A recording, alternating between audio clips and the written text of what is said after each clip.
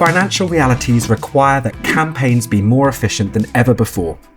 We see organisations are raising revenue targets while cutting campaign budgets.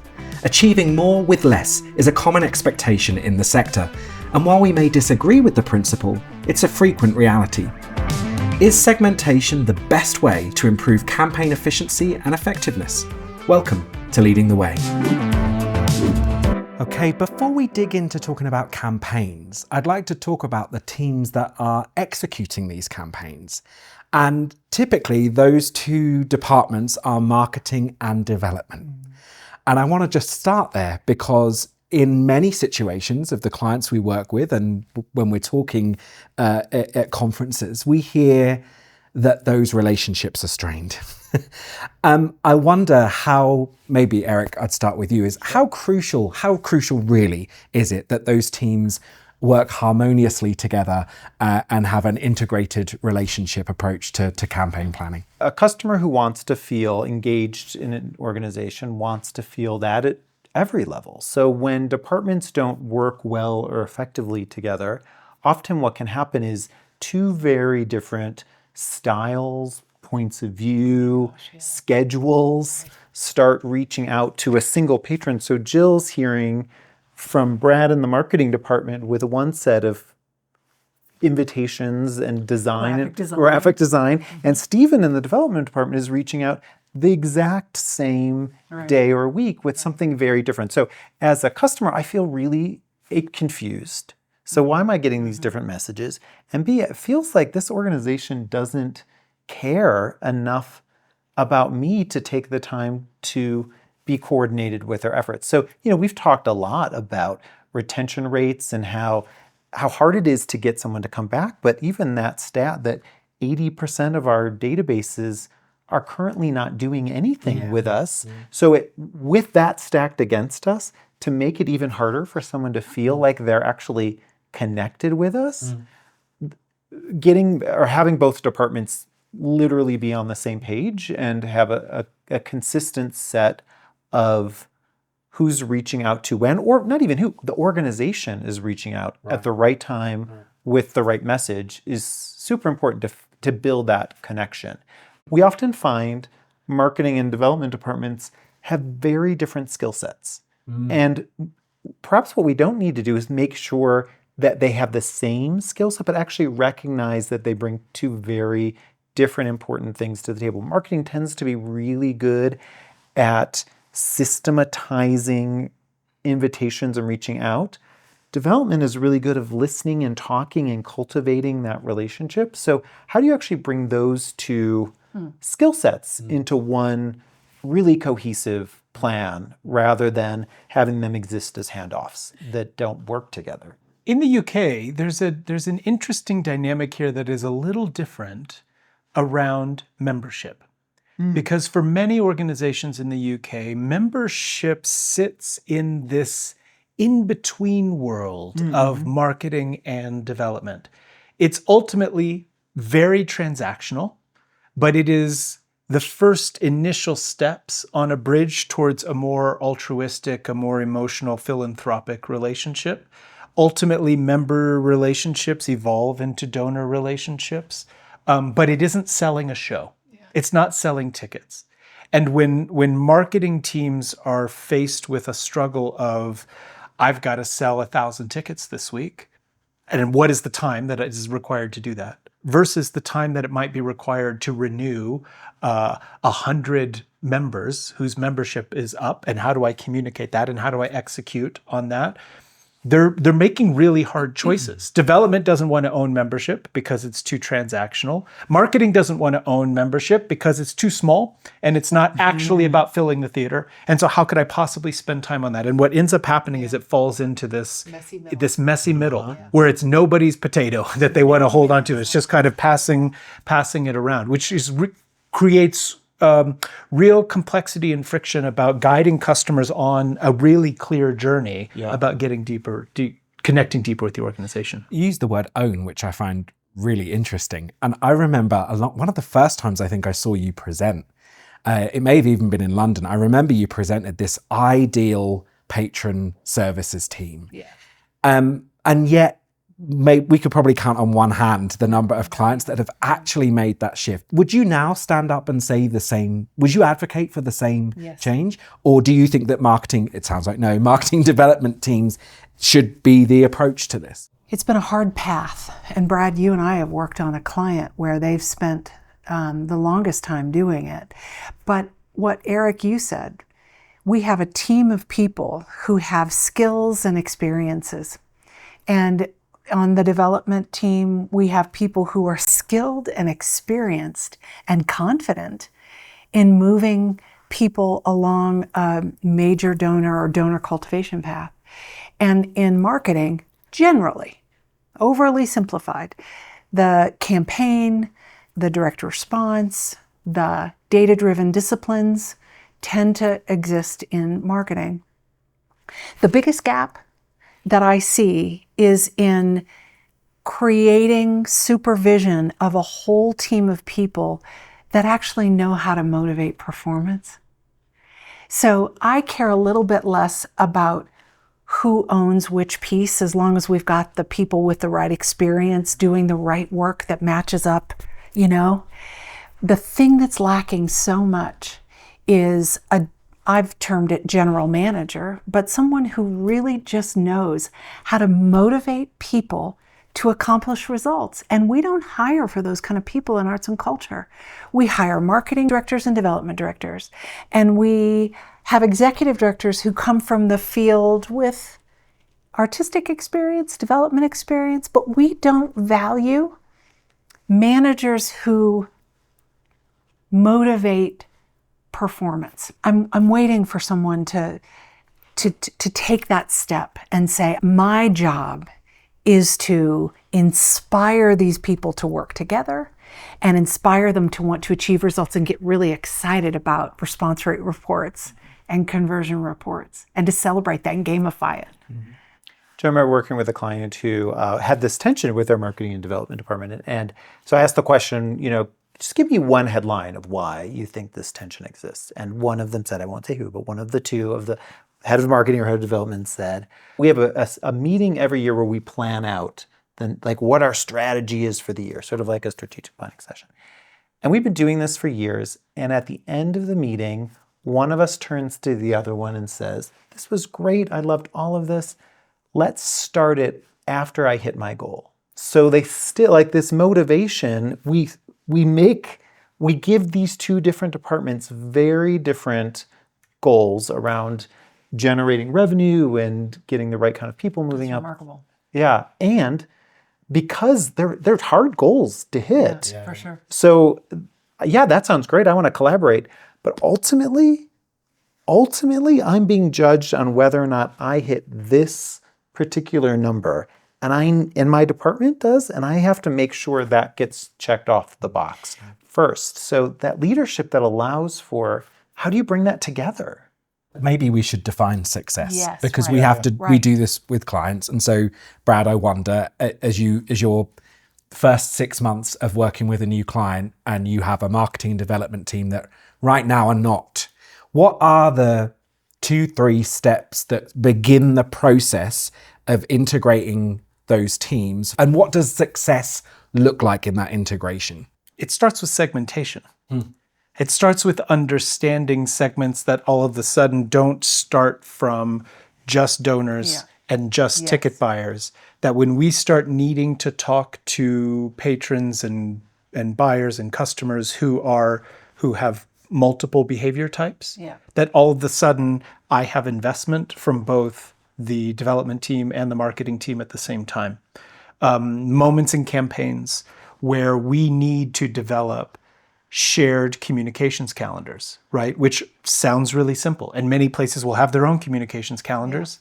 And oftentimes they're not even fully integrated. They may check in every now and again. Hey, you're not sending an email this week? No? Okay, cool. I'll send an email this week. But it's not formalized and strategic to say, well, when are you talking to this segment so that I can talk to this segment?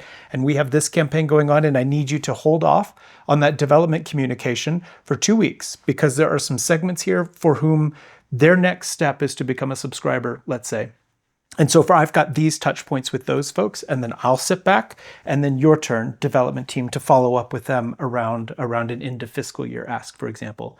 So I think these shared segments are really important, and campaign moments where obviously we are going to want to coordinate and centralizing as much of that communication as possible within those teams. It can start from the ground up with the teams together and say, for example, a subscription campaign in the US, Canada. A subscription campaign where at the time of renewal, I'm also asking for a donation. That's in fact quite complex because you've got, different package buyers, you have first-time subscribers and renewing subscribers, you've got different levels of givers. I'm working on this with one of our colleagues right now, and there's like 22 segments. Oh, yes.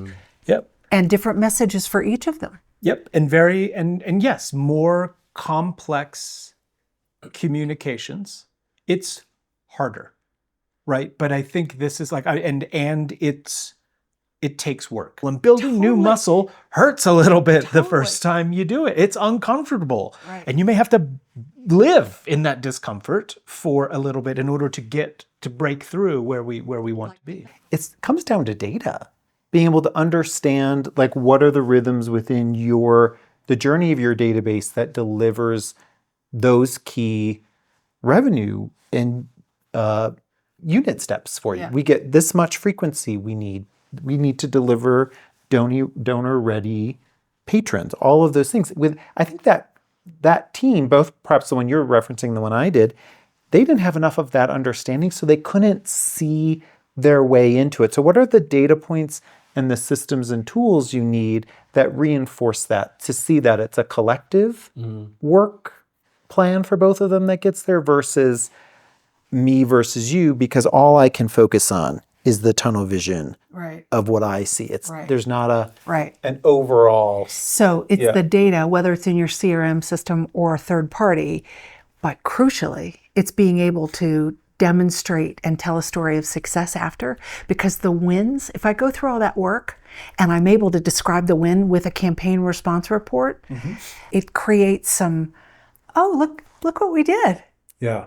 And pride. That's like the magic moment. Don't you find that when a team goes, look what we did. We did it. We did it. Yeah. Because then it becomes replicable. And that's really where the value kicks in. It's not in being able to do it once. The first time is hard. And we teach and guide and coach and support. The first time is really hard. And then it gets a little easier. Yeah. And then it gets a little easier. And as it gets easier, then you can make improvements. Then you can start to learn to be like, I know why that didn't work. Yeah. Next time I can try this, right? And that's where the real impact comes. And so it's trying to help people think about yes, there is an immediate impact and an immediate result, but making sure they're clear about what the longer term objective is and that they're all on the same page. I'm just going through the same subscription process now with the development team, who was actually genuinely excited about getting to work with marketing for the first time to deliver really customized messages as a part of the renewal campaign. They have, just because they have never been able to do it. It is something that they were like, we know we should be doing this, we just haven't been able to pull it off. And the development team was genuinely excited to be like, I can't wait to get in there and do this with you guys, because we just haven't been able to. And I know this is giving us a chance to ask better where we haven't been able to do that before. Right? So it can be positive as well. It doesn't always have to be about the barriers and the very different ways of working and the different strengths. It can be about unlocking, real excitement within the team to create something that galvanizes them around a moment. There is a tech tactic here that I just want to say. We were talking earlier about tools like ChatGPT, and I watch how the way that many of our clients write letters today, very old school, like a lot old schools with like 6 months ago. But there are tools that can do this faster. So when we talk about 22 segments, this client didn't do it. But as I'm learning more myself, I think, this doesn't have to be that hard. Like, there are tools that can make that, let all those different variations on a theme go much more, at least on a first draft basis, go much more quickly. So this is a place where I do think tech can help speed the pain or reduce the pain. It is really amazing to see. I'm thinking about Syracuse here, how that marketing and development director on calls now are like actively asking each other the questions. And when do you need that by? And am I putting, and how many which segments do I need to look at? Okay, we'll go and look at that. And that collaboration, it also creates an understanding of the individual pressures on those departments too. I think about that journey of no communication to absolute collaboration, and the results that's unlocked, and that they're so excited about too. Completely. Yes. And we'll sit and talk to each other about the value of it. Stephen, has that internally for that organization, has how they're rewarded, recognized, those two departments, has that shifted or changed now that, my real question is, did those rewards or that recognition initiate making this happen, or did that come out of this happening? I think that's a good question. I think, and I know they wouldn't mind me saying, it took two personalities to acknowledge that the collaboration was required. So it wasn't that. I think it took two people to go, we don't want this to be this way anymore. And so, and a willingness to try and approach. And I think you need, if you get some quick wins, that really, really helps to see, oh, I see, and I see the opportunity. I think the only thing that's shared is them understanding the future of where those donors need to come from and what's required to get there, and linking up those data points together was a really great pathway to illuminating how what working together would achieve. An easy time for change to happen that might make it work better, because we've been talking about sometimes the personalities aren't a good fit. Sometimes they just don't appreciate the skills that different experiences bring to the table. But if you had a development director who left the organization, there's an opportunity there to say, actually, we want to redefine what marketing is responsible for. And let's expand the role of marketing into that membership arena where it is direct response, campaign oriented, benefits delivery perhaps, but data driven in a way. Major gift officers are data driven too. It's just at a very one to few versus one to many basis. But then you might be able to hire a development leader who's more just genuinely responsible, and the work is scoped around cultivation and not the work that they may not bring as a specialty. There's an opportunity, I guess I want to challenge the field to vary from our traditional way of looking at what departments are responsible for, and to say, at a time of transition, that's the time maybe to redefine. I think of box offices in this scenario. They oftentimes have been the department who's talking to people through their ticketing orders or helping them puzzle through what they should go to and where they should sit. And then sometimes development might ask, can they also ask for a donation at the same time? And it's like, whoa, who just... It's a huge shift. And Theatre or Plymouth are phoning all unrenewed members now. And that box office team, and they are celebrating the success of it. Yes. That's a huge change. Yes. But that's the leadership of those teams and the culture of collaboration between those departments that's enabled it to happen. And of course there was fear. And of course there was, but 50 people out of 60 are saying no. But helping them define success, and just to know, look, they might not say yes on that call, but you've just had a touch point and an opportunity to grow and develop a relationship. And I think it comes to that point about the changing role of the box office and how they are stewarding relationships. But it can happen when there is a group of leaders that are determined. And how you hire when you're recruiting. Yeah. Because most of the folks in the box office have been hired to do fulfillment. process orders. Yeah, process orders. So, as people shift, then maybe the job description changes slightly for that role. And we say, you over here, your job actually is this. And these others fulfill a very crucial role called fulfillment.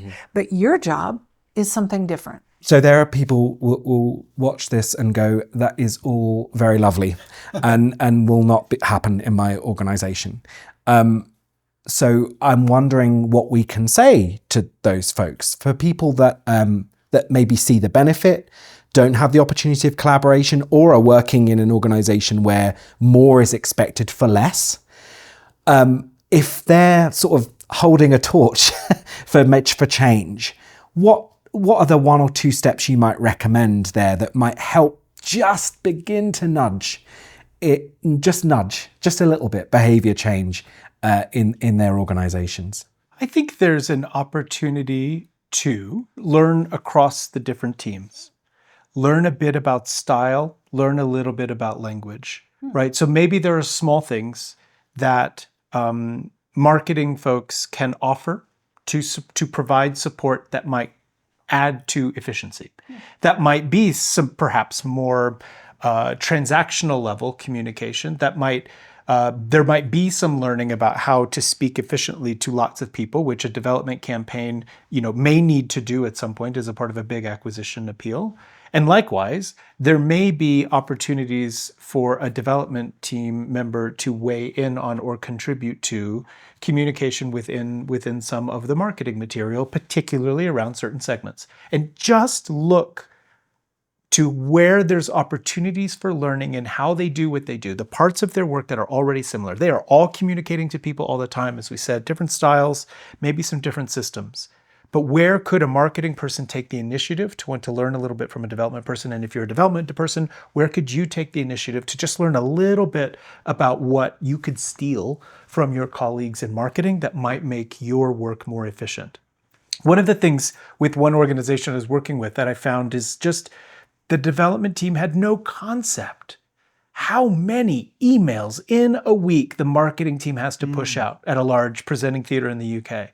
And the development team would saunter into a meeting and just kind of be like, hey, I was thinking this week, maybe we could do these 3 emails to members. And I would watch the marketing team's brains explode out all over the walls and be like, are you kidding me? I've got 40 emails I got to go out to this week, this segment, this show. Where am I going to fit your 3 in? That development team had no concept. They're like, wait, you do? Really? That many emails this week? Yes, right? Oh, like by just being in conversation together, there's learning taking place that allows the marketing team and the development team to just work a little differently. It's like, oh, I understand that. Okay, great. So I need to get you a lot more lead time. I need to plan this more in advance. And the marketing team's like, yeah, we're happy to help. We just need a little more time to fold it into all the other things that we're doing. Do you find, I often do, that there is someone who is a good translator between the two departments if they were just shine a light on them? There's that book called The Silo Effect by Gillian Tett that I read a long time ago. And she talks about this role of the translator between silos. And I now keep my eye open. I never know where it exists, but there's somebody on these teams that already has the personality profile where they're curious and they're trusted on the other team. And I will try to shine a light on that person and say, see what that person does? Ask her, ask them, ask him. And maybe totally in line with what you're describing, maybe if we shine a light on the translator and elevate the role a little bit, it helps with some of what you're describing. I wonder if data too can be used to help unify or just cut through some of the clutter. I remember actually a recent client saying, one of the challenges we have is our development department needs or is asking for 20,000 leads to do this effort. Well, why do you need 20,000? Well, we've done 20,000 every year. Yeah. But actually, what's the response rate you get from those 20,000? Right. Actually, Maybe you don't, maybe you need 30,000. Right. Actually, what's the right number? Like understanding the trajectory of your patron. So starting there, how many first timers become multi-buyers? How many multi-buyers become subscribers if you have that? At what rate do they become donors? So at least you understand the trajectory. So then you can pressure check to say, are our goals even aligned with the database we have? This, in addition to the relationships between marketing and development, is also about the realities of expense budgets, because they're called expense budgets, and the revenue realities that these teams are expected to magic. And I wonder, is segmentation, you started off with segmentation, is that the route of getting more with less right now? If we can't layer in more money into our marketing and development budgets, how do we achieve these goals with less? Short answer is yes. More segmentation means more communication. More communication will lead to more sales. Like it is just that simple. And the fear that I think a lot of organizations have is a fear about communicating more. It is a fear of we are going to alienate, we are going to push away, they are going to unsubscribe. Yep. And in fact, we can bring data to that conversation as well and say, is that right? What's going on with the unsubscribes? What's going on with the engagement? There's loads of metrics around that. If it's about email that you're worried about, there's a lot of metrics in there that can help us understand. However, the better segmented, the better the message is. Because the more segmented we are, the more directly we can speak to people. The better the message is, the better the engagement with that communication. And instead of throwing everything into one email, oftentimes there's 8 emails in there that we could take out of that one thing that you've written, and just thinking about segmentation and chopping it and slicing it differently, the work that was created to create one email becomes 8 touch points across a few different segments, increasing touch points, increasing sales. I want to define what better is. What segments must we have consistently? If we are segmenting for efficiency, segmenting for better results from a lower investment, what segments must we stick to? We must know the difference between brand new somethings and existing somethings. I'll start us there. The communication at the very least has to address me differently if I'm new. We can layer frequency in on top of that, right? Yeah. So, okay, yes, I agree with that. Who's new? Who's existing? Yep. Perhaps the third flavor is who has lapsed, who has gone a long period of time without engaging at all. But within that active bucket of people who have engaged recently and who are not necessarily brand new, how do we want to break those into folks in terms of their frequency? How often have they engaged within some set period of time? Because that will change what the invitation is. That will change the way we speak to them. It will change how we acknowledge the relationship and what their next step is going to be. Someone who's been in a lane for a really long time and has not done something different. They have been asked a million times, let's say a subscriber, to become a donor, and they just haven't. They just haven't. And we've been asking them for years. And probably if we were to talk to them, they would say, isn't my ticket spend enough? So maybe we stop asking them for a donation. How do we work more with less? Recognize that certain people, without saying it, have said to you, I'm not going to take a leap and do that particular thing. Or there's somebody's never opened your emails. Maybe we don't put them in the email campaign any longer. Right. Like, listen to the non-responsiveness as well as the responsiveness. Back in the day, we did a study that said, whatever my lapsed behavior was, the single most effective invitation back is what I last did. Are you still seeing that play out in data today? Yep. Yeah. Yeah, that's right. People don't begin to change their behavior in what they engage with within your organization until frequency increases. Yeah. By and large, right? Are there exceptions? Yes, always. But folks don't start engaging in different series or different programs until their frequency increases to a certain threshold. Yeah. And so being really clear that I'm not going to invite all of my lapsed people back to everything, that there is a more likely opportunity for some of my laps than others. And so maybe this is about starting to think about segments that we need to start, if you have multiple series and more multiple genres, to start to now layer in a little bit, light touch, not overly complicated, but some light kind of genre classification into some of these segments as well. Because again, asking my, classical music buyer who's lapsed to come to Panto in Christmas time is probably not going to be the best invitation for that person. And if anything, they could ignore it or they could unsubscribe. If anything, I'm eroding credibility with that person if they even happen to open it to say, these turkeys don't even know what I like, right? And that could feel like I'm being spammed. That's what it will feel to them, that they're being spammed. Yeah. You have segued this just so wonderfully. It's as though we planned it. There's a game.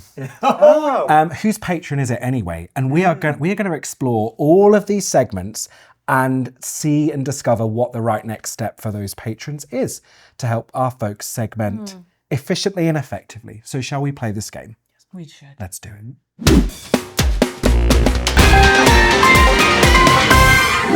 Welcome to Whose Patron Is It Anyway? We have our panel back. They each have a very fetching coloured bell. I'm going to read you a patron profile, and the first person to buzz in with the correct next best invite wins that round. Okay, my family loves the holidays. Now that my kiddo is old enough, we just attended our first ballet, the Nutcracker. What's the next best invite? Who's your favorite? I think it was Eric. Well, I mean, I did talk about Mariah Carey, Queen of Christmas, multiple times. So, one of the great things about people attending a holiday programming for the first time is that when we look at the data, we see they like coming back to that. Yeah. And even though they might only come once a year, why not think of them as a certain amount of loyalty with that? So renew them. Like, ask them to buy early, lock those seats in way ahead of time. So renew a single ticket buyer, renew them into next year's holiday programming. Okay, our next profile for your next best invite. In the fall, the autumn, I bought a ticket to the play that goes wrong, and I laughed and laughed. How wonderful. So I bought a ticket with a 50% offer to their next show this winter, which was Who's Afraid of Virginia Woolf? And wow, that was different. What's the next best invite? Jill. Another ticket, another experience, one more. Multi-buying, step toward loyalty. That's my answer. I love going to the symphony, and I love organising events for my friends. So when the symphony offered a concert with cocktails, I knew it would be the perfect night to go to the symphony with my squad. What's the next best invite? Brad. The next best invite would hopefully be to one of their friends as well. We would love to know who they are. When they arrive for cocktails, this ghost data, when they arrive for cocktails, I'd love to be able to invite their friends back as well as the group organizer to another similar event down the road, right? If we can find loyalty as group buyers as well, that's just as good and just as impactful to the organization as repeat attendance of a single or somebody who's buying for maybe just a couple or one or two other people. We have one bell apiece, so we are all even level pegging at the moment. Here's our next patron profile. My local opera company is offering $10 tickets all season. They got a sponsor to cover the full cost of tickets, so I'm going to try them out. What's the next best invite for that patron? An incrementally more expensive ticket, I think. Yeah. I think the thing is, Jill, we were so pleased that you took advantage of this offer. And yet, are all tickets all season? All tickets all season? But I like this point about, because this is going to change the next season, It right? will, and we want them to come back this season. Yeah. And I want them to pay more. Yeah. I wonder if when we use this strategy, what if we thought about it not as every ticket, but a section in the venue, so we can use it to attract. Right. And where's the expectation management to say, hey, Brad, you did that.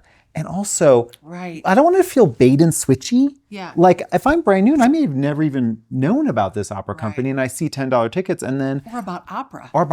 Right. Exactly. So I want someone to let me know that the pathway is going to be a little different. Like this is an invitation. An introductory offer. Yeah, exactly. Introductory offer. And then the invitation would be in a different section of the venue. Yeah. For maybe Carmen or something, Bohème, something really...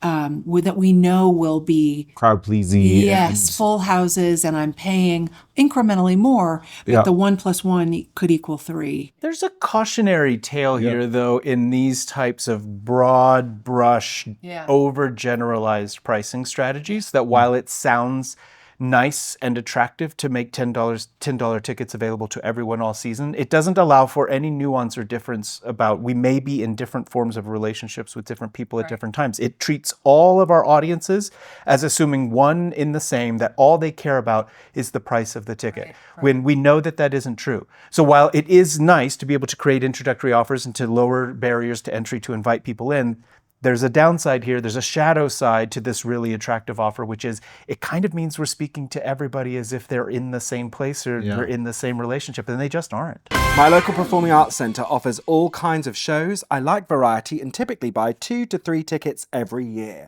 What's the next best invite? Eric. Oh, yeah. I mean, this sounds like a subscriber-ready patron. Like this person's committing. Or member. Yeah, indeed. And they may not even be aware that they could open up a door of access or elevated experience through whatever that organization may offer as the benefits of committing more. So an introduction to say, hey, you've been doing this, but did you know you could actually get this? Get better seats. Yeah. Get, a discounted price per ticket. Yeah. I'm going to say something a little different. Yeah, that's what the yellow bell means. So yellow bell means different. I think this person likes variety, right? Already engaging in multiple events. The more that we should be asking for here could actually be for a donation, or it could be for a form of membership. It doesn't have to just be more shows all the time. There are folks who are already showing us frequency, particularly in organizations that have wide varieties of programming, and that programming changes year in, year out, right? There may be some years where they like a lot and some years where they don't. If they're already showing us some frequency, sometimes the way to get into more of the repeatable, annualized behavior we want to encourage is the membership. It is the donation, as well as at least maintaining the frequency. So don't forget that the other path there, in terms of repeat behavior, could be about some other transaction, not just more shows, more tickets. Looking for the trends within your database that says, even if there was a bell that would say, there's loyalty here. Someone is showing commitment, So we have to remember that if somebody's coming 3 or 4 times and philanthropy is what is introduced, to think carefully about the benefits that would accompany my participation. So it's not, we need money to help us fund our mission. I want to be careful about it being about the customer. You're attending frequently. If you add on this investment, if you make this investment, become a member, this will enhance your participation, your attendance. Yeah, it's really important to make sure that those donor benefits and those multi-buyer subscriber benefits are clearly aligned and that they're connected, right? Okay, next patron profile. £10 a month is an amazing deal to get access to available tickets at my local theatre. It's cheaper than the unmentioned streaming service. So I became a member last season. How many times did I go last season? Maybe once, maybe twice. What's the next best invite for that patron? Brad Carlin. I love this radical offer. Relatively radical for our sector, but actually the most normal now, day-to-day way for many of us to engage with content providers, streaming services, magazines, websites, right? Any kind of entertainment. This is an incredibly common way for folks to engage with them, and so we should be meeting people where they are and not forcing them to confine to our models. But there's a yellow flag going on with this patron. A yellow flag and a caution bell that could be read soon if their attendance doesn't increase. They're not going to see the value in continuing their monthly engagement, their monthly subscription, if they're not participating enough. So while this is a great mechanism, we have to be proactive in ensuring that our monthly members are engaging at a frequent enough basis to retain them year on year. I think that's such a great point, that our communications and invitations to our customers, patrons, whatever you want to call them, isn't always about spend money now, but use your benefits, take advantage of this. Like the offer or the communication to say, Jill, did you know you have this unused benefit? Right. Like, let's factor that into our communication plans as well. So the next best invitation is not an upsell. It's a use your benefits. Utilize what you bought. Yeah. Yeah. Use it or lose it. Yeah. Yeah. My partner and I have been subscribing to the ballet for 4 years. Every year we get asked to donate. We never do. The subscription prices are high enough. What's the next best invite for this patron? There's data here. There is data here that organizations don't often understand. They, of course, will ask. It is right to ask a subscriber to become a donor. But what we don't look at is the trend of no. We tend to look at only the trend of yes. What gets me to yes, but what is the data that I'm missing when I'm actually getting a no?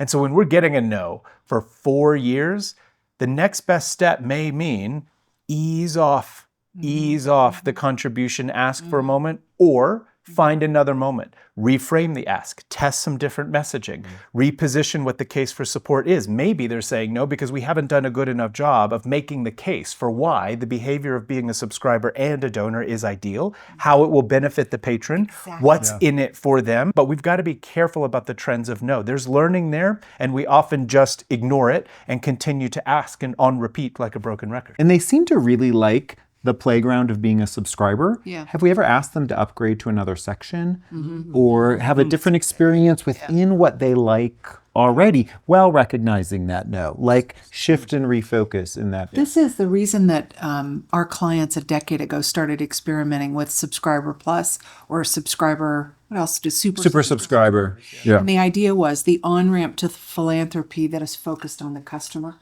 and the benefits to the customer while they're subscribing. So often the ask is mission and, help us rather than let us show you how this can help you. So, next, I donate to our symphony. A friend of mine is on the board and I attended their gala a few years ago. I'm happy to support. I never go to any concerts. I don't like music. What's the next best invite? You get to go. We do. Straight back and forth. Jill, come on, you this time. I think it's to come to the gala again. Yes. Okay. Repeat. It's like our Nutcracker example. If I attend the gala and I attend it every year, I can be or anything every year, I can be as valuable and sticky to an institution through that channel as others. It's similar to Brad's listen to the no, like understanding like the lane this person wants to be in probably has nothing to do with attending a concert, but really wants to interact with the social environment that happens at a gala. And that's okay to say that. It's okay to stay in lane. Stay in lane. I have attended my local theatre for many years and I love it. I've gotten older, so I don't get around so well, and I can no longer attend, but I still donate. What's the next best invite? Recognizing the stages that people are at and that there are other ways besides, kind of like the gala example too. Like there are different ways to participate with our organization that doesn't necessarily have to be attending and being a ticket buyer. There's investment in the long term. I have been a subscriber and donor for years. I love this performing arts organisation and I want to be more involved. What's the right next step? I think here is an opportunity to be thinking about a future board member. Here are folks who understand the experience, understand the value, who can be excellent ambassadors to others in the organization, who can speak for us with real authenticity to our mission and the work that we do. So always being on the lookout for people who can serve in those roles, but who are deeply engaged in what the organization does day to day. They create they are exemplary patrons and customers and audience members. And so being able to elevate them, whether or not they can write the biggest check, whether or not they happen to be the CEO of the big corporation in town, that kind of patron is very valuable. And their voices we want to elevate and highlight. Totally. Yes. Yes. And the only nuance I'd add is that inviting them for a conversation feels like that, to learn where's their interest, where's their motivation. How do we make more of you, Jill Robinson, right? You are doing everything. How do we copy paste you in this organization? Help us understand. Okay, bell ringing is over and the winner is, it's a tie, Jill and Brad. 4 apiece. All right. Honored. I'm honored to share the Eric, podium. honorary blue bell ringer runner-up. I'll do it one more time. Thank you very much. And thanks for joining us for Whose Patron Is It Anyway?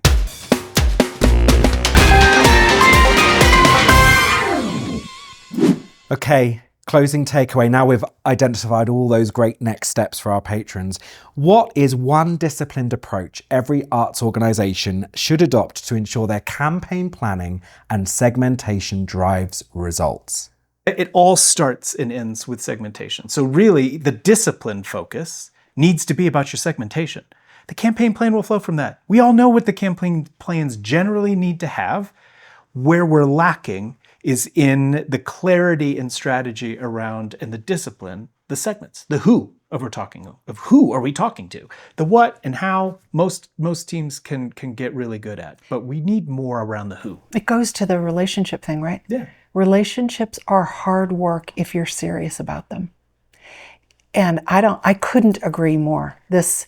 That the investment in time in understanding the segments, communicating as if I know you, it is the thing. It's more important than graphic design. It's more important than copy. It's where we can take a word actually from the development department, cultivation, and apply it across the entire organization. Yeah, you're right. We're cultivating these people by understanding who they are. Okay, thank you, folks. Another great discussion. Appreciate your time. We'll see you again soon. Thank you.